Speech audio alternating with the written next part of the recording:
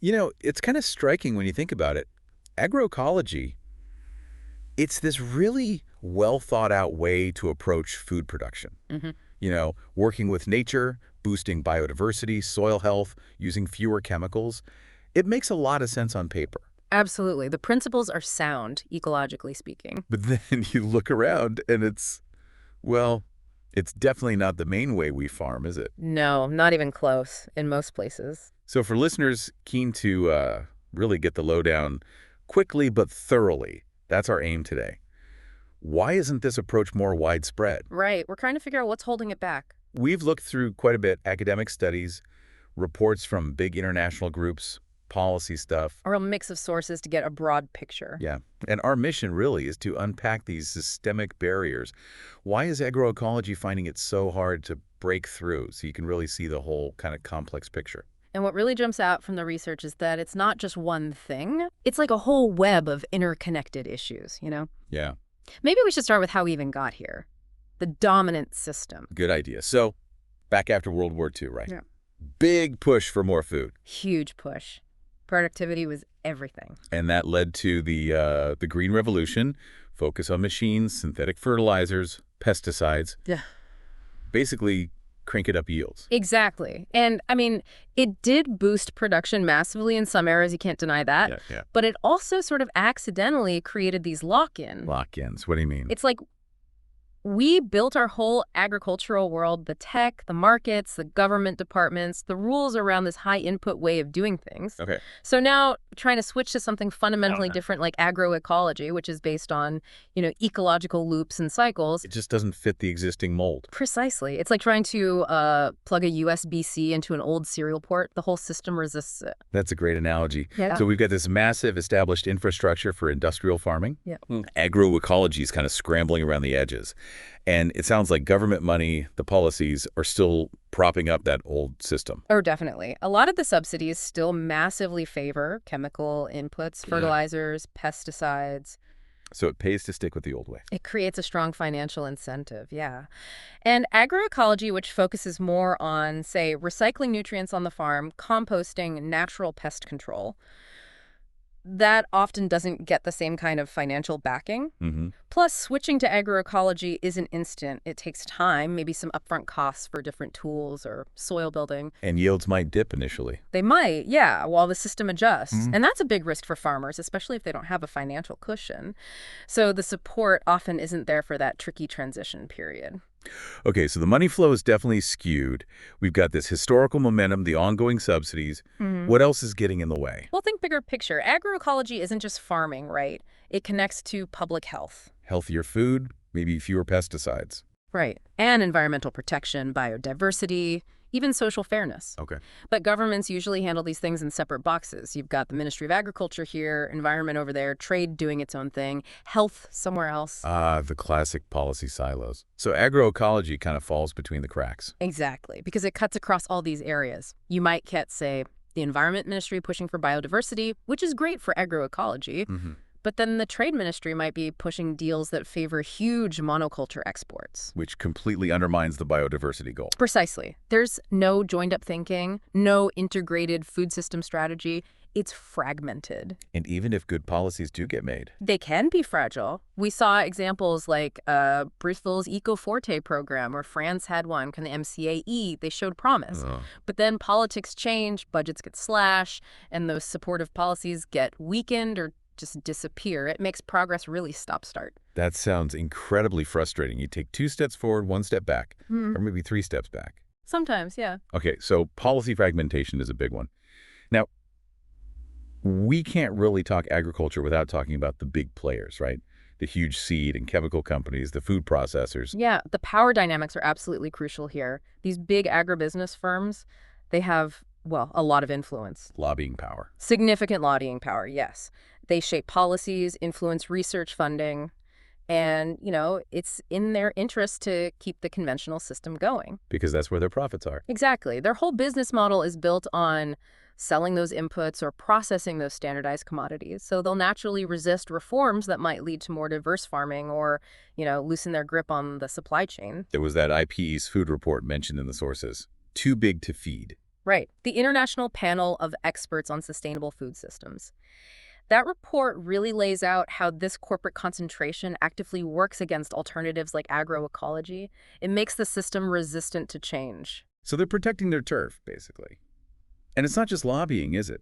International trade rules come into play, too. That's another really important layer. The push for trade liberalization, often through the World Trade Organization, can actually limit what governments can do domestically. How so? Well, it can make it harder for them to give targeted subsidies or support specifically to agroecological farmers because that might be seen as distorting trade. Ah, okay. Plus, the whole focus on exports often encourages countries to specialize in just a few big cash crops grown in monocultures. Which, again, is the opposite of the diversified systems agroecology promotes. Exactly. And you even see some companies trying to sort of borrow the language of agroecology. You mean that junk agroecology idea? Yeah, it's like they adopt some superficial practices, maybe talk about soil health a bit. But without fundamentally changing their reliance on chemical inputs or their control over seeds? Precisely. It looks green, sounds good, but it doesn't challenge their core business. It's sustainability light, kind of co-opting the term without the real transformation. Okay, so political inertia, policy silos, major corporate influence. What about just the basic market realities, the economics on the ground? Yeah, the market and financial barriers are significant. Agroecological farms often aren't operating at the same massive scale as conventional ones. Right. So they might struggle to access the big processing facilities or the established distribution channels that handle huge volumes of uniform products. And that means? It can mean lower prices at the farm gate, unfortunately, which makes the whole idea of switching less appealing financially. Getting loans, is that harder too? Often, yes. Banks and credit institutions tend to see agroecological transitions as riskier. Why? Because of that potential initial yield dip we talked about. Partly that, yeah. And just general uncertainty about how it performs economically compared to the very predictable input-driven model they're used to funding.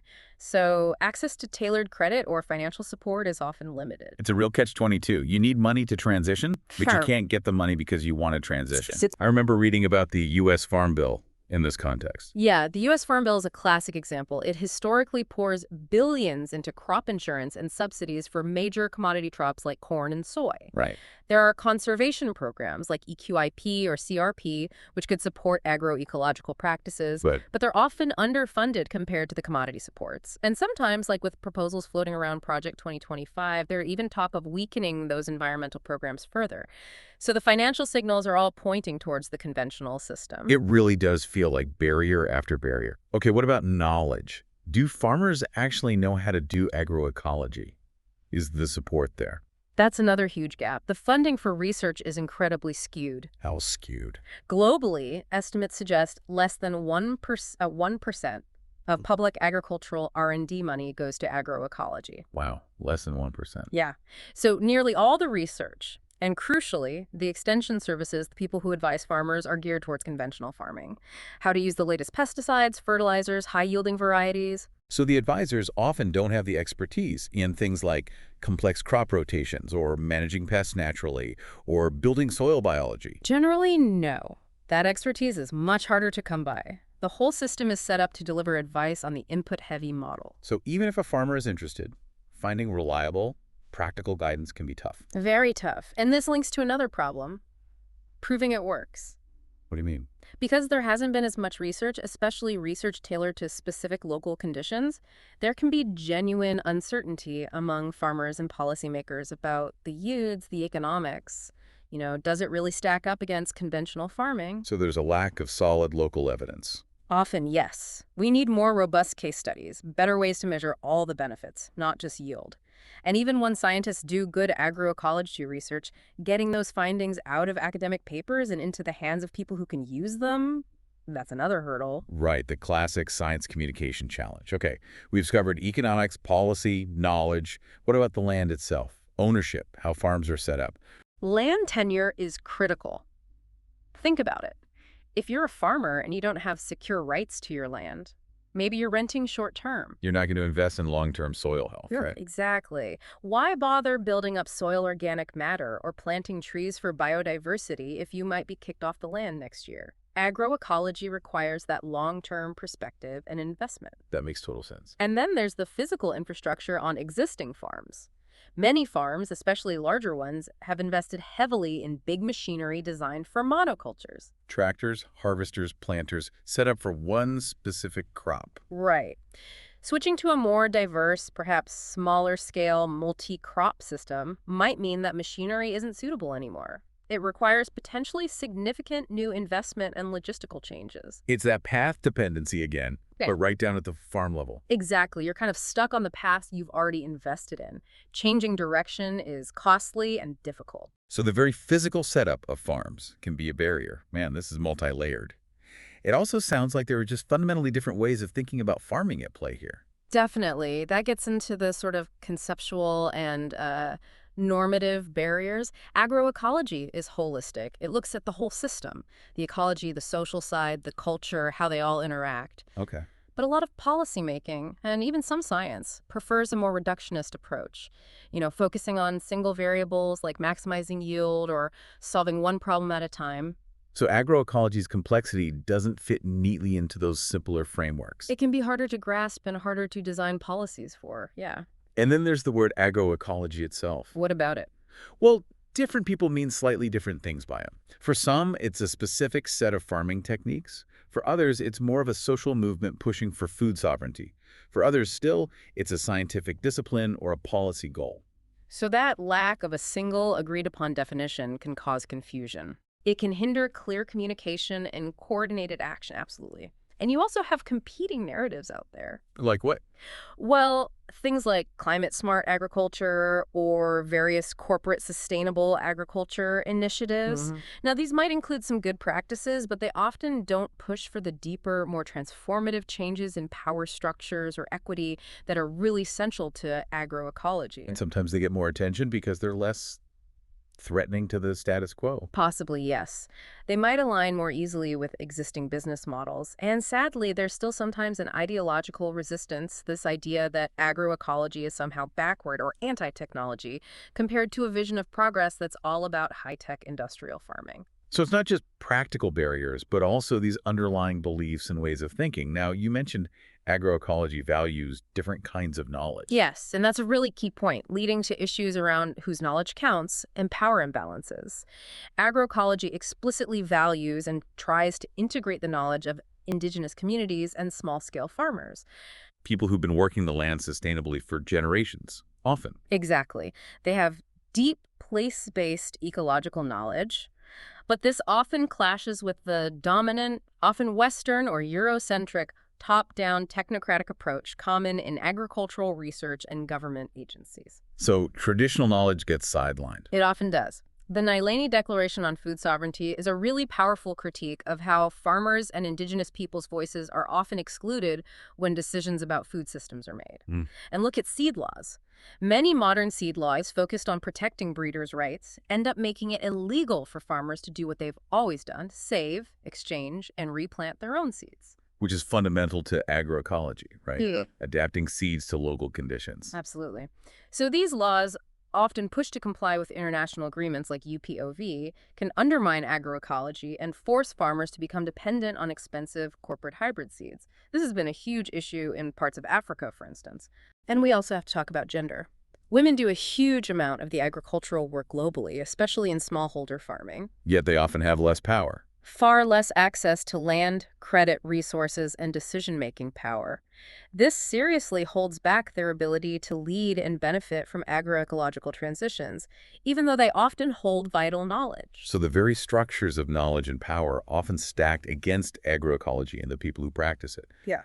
And even when there are specific programs to help agroecology, they can get watered down. Yeah, that's the risk of co-optation or just insufficient support within the existing system. We talked about governance challenges. Right. Sometimes an initiative starts with good intentions, but the dominant players, powerful ministries, corporate interests manage to shape it or contain it so it doesn't lead to real fundamental change. Like paying lip service to it. Sometimes The FAO's big agroecology pushback in 2014, for example, gave some criticism because some felt it focused too much on the technical side and shied away from tougher political issues like land reform or challenging corporate power, which are crucial for agroecology to thrive. Hmm. Or you might see policies that tick the box, mention agroecological practices, but then there's just no serious budget allocated to actually implement them on the ground. So it looks good in the policy document, but nothing changes in reality. Yeah. It does paint a challenging picture, almost overwhelming. Are there any positive signs, things actually helping agroecology gain ground? Oh, for sure. It's not all doom and gloom. Despite all these hurdles, things are happening. Like what? We're definitely seeing growth in direct sales, farmers markets, community-supported agriculture, these shorter circuits. So farmers connect directly with consumers. Yeah, and that often allows them to get a better price, explain what they're doing, and build relationships. It creates value beyond just the commodity price. Okay, that's positive. And networks are crucial. Farmer-to-farmer learning networks, platforms that bring together researchers, farmers, activists, local food groups. These are vital for sharing knowledge, building solidarity, and figuring things out together. Mm-hmm. Collective action. Exactly. And you just have to acknowledge the sheer dedication of farmers and communities who are committed to these principles, often against the odds. Their long-term work is foundational. Yeah? Plus, there's the rise of what's sometimes called political agroecology. People aren't just farming differently, they're organizing and advocating for the policy changes needed to support it. That's gaining momentum. So pushing back against those barriers. Right. And sometimes, even within the current system, certain policies might unintentionally create little pockets of space or protection for agroecology, even if they don't transform the whole thing. Okay, so there are definitely forces pushing forward, grassroots action, market innovations, networks, advocacy, but overall, weighing it all up. The core message really seems to be this.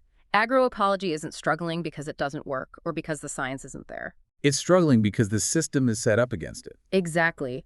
It's facing this incredibly dense, tangled web of political, economic, institutional, social, even conceptual barriers that are deeply embedded in the status quo. So moving it forward isn't just about, inventing a better cover crop technique. No, not at all. It requires tackling these much bigger systemic issues. Like fundamentally changing those subsidy regimes. Yes, shifting public money to support ecological outcomes and getting government departments to actually work together on food policy. Breaking down those silos. Breaking down silos, massively boosting funding for agroecological research and farmer-friendly extension, strengthening farmer networks. Securing land rights for smallholders? Absolutely critical. Yeah. And rethinking trade rules so they don't automatically penalize local, diverse food systems. It's a huge agenda. It really is a massive undertaking, Mm. which leads to a final thought, I suppose. When you think about the climate crisis, biodiversity collapsing, the need for fairer, healthier food for everyone, the urgency is immense, isn't it? Undeniably. So what does it actually take? What fundamental shifts, not just in policy, but in power structures and our basic priorities as a society, are really needed to take agroecology from the margins and make it the foundation of how we feed ourselves? That's the big question, isn't it? It really makes you grapple with how interconnected everything is and whether agroecology holds the key to addressing these multiple crises in a more holistic way.